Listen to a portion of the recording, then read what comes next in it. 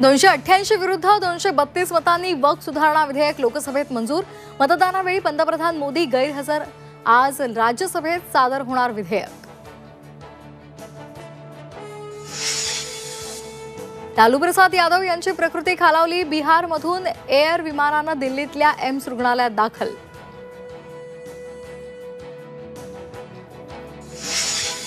एफडीएच्या छाप्यानंतर आज गृह राज्यमंत्री योगेश कदम यांची मंत्रालयात महत्त्वाची बैठक।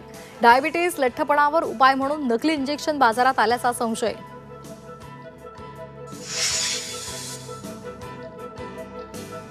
कनिष्ठ दिवाणी न्यायालयाच्या निकालाविरोधात प्रशांत कोरटकरचे वकील आज जिल्हा न्यायालयामध्ये आव्हान देणार। कोरटकर आज जामीन अर्ज दाखल करण्याची शक्यता।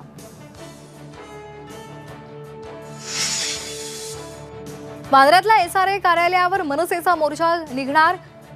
मनसेचे शहराध्यक्ष संदीप देशपांडे यांच्या नेतृत्वाखाली मोर्चाचं आयोजन। नागरिकही सहभागी होणार। महावितरणच्या वीज दर कपातीला तात्पुरती स्थगिती। वीज नियामक आयोगाचा निर्णय। घरगुती ग्राहकांसाठी आता जुनेच दर।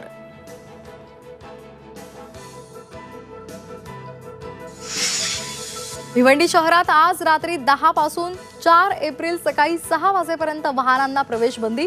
भिवंडी कल्याण ठाणे मेट्रो या 5च्या कामासाठी वाहनांना नो एंट्री।